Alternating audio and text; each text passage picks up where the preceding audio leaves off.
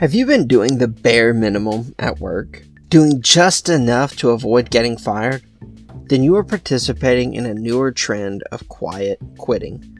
This trend is sweeping the corporate world, or at least it was. This idea of quiet quitting is only new in terms of verbiage. Companies have been dealing with this issue for many years. Previously, HR people were battling what we would have called coasting culture or on-the-job retirees, but the concept remains the same. It's the idea of an employee doing just what they're required to do and nothing more. In recent times, this idea has taken off, and business people are not happy about it. Quiet quitters have been labeled as losers, a virus, unethical, and immoral. But is that really true? I don't think so. Will it put your career in jeopardy? Yes, and I'll explain why. And stick around to the end, and I'll break down a few times when quiet quitting may be the best thing for your career.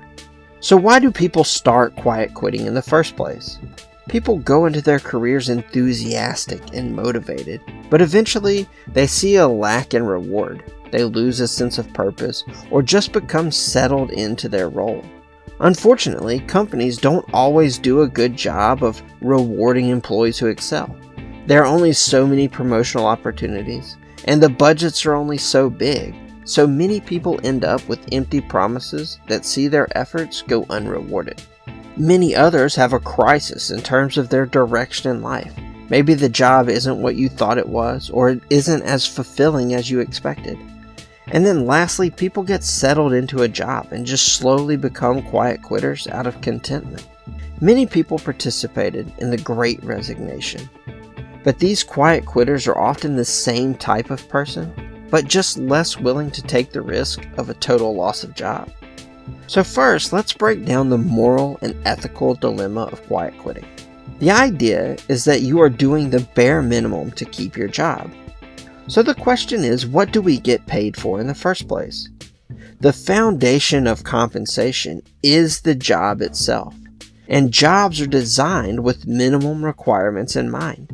They list out the minimum experience needed to get the job, the minimum education needed to get the job, and then the minimum job duties to complete the job at hand. You only get paid to go above and beyond in the form of overtime, or maybe some social credit built up with your leadership. In this sense, I don't believe there is any ethical dilemma to quiet quitting. You're doing the job that they are paying you to do. You just simply aren't going above and beyond. Now, you may put coworkers in a tough spot during busy seasons, but it's not immoral in the truest sense. Just probably not ideal. Morality aside, what about your career and your future? Here is where we need to be really careful when quiet quitting. It can be a career killer. First, let's consider the company that you work for. This is likely a major issue for them. Every company has seasons where they are busy and seasons where they aren't. They count on employees to step up from time to time and help out when needed. Those quiet quitting would presumably be avoiding this additional work. So how can a company handle this? Quiet quitters aren't necessarily doing a bad job, they're getting their work done, so termination really doesn't make sense. Sometimes money and promotions can be a solution for frustrated employees, but that's typically for those who are excelling or exceeding expectations, not those doing the bare minimum. So they end up just ignoring you and passing you by for every opportunity. Second, you will lose coworker support. This can not only damage friendships, but it kills your potential network. Coworkers may down the line get managerial roles, new jobs elsewhere, or even start their own companies, and these could be vital connections to improve your career later down the line. Conversely, maybe it's you that starts a company or gets a job somewhere else and you'd like to call on past coworkers to come and work for you. They'll be far less likely to join your team if they've seen that you've put them in a bad spot in the past. Your network will be key to helping people get on board or convince them to give you an opportunity. Third, you can get rusty and settle into a terrible work ethic. Have you ever worked at a boring job? You likely have experienced that feeling of slowly losing your mind. You stop using all the skills you previously had, and you become rusty in those areas.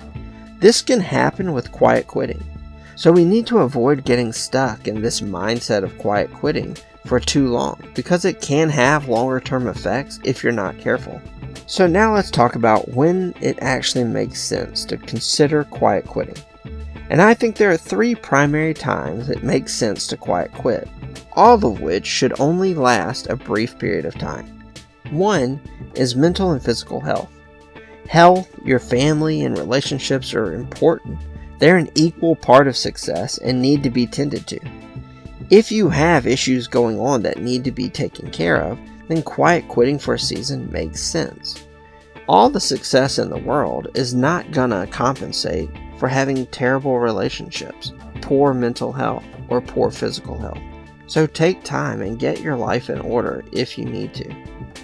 Number 2 is education. It's an important part of career success. Many jobs require certifications or degrees, and so quiet quitting while you obtain a degree, a certification, or participate in some form of testing makes perfect sense, because on the other end of that quiet quitting, you'll be able to advance your career even farther. And then number 3 is entrepreneurship.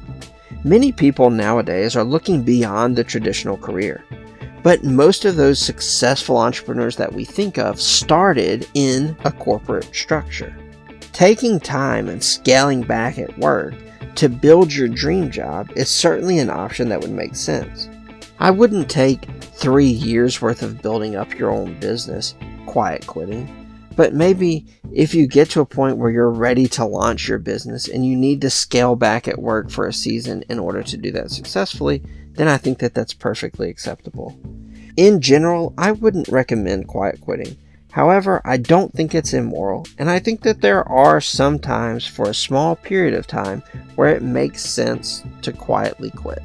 Just be careful that you don't get stuck in quiet quitting and that you don't damage your overall career for the sake of quietly quitting. If you enjoyed this video and you found it helpful, please like and subscribe. And hit that notification bell so that you're notified of any of our upcoming videos. And we'll see you guys in the next one.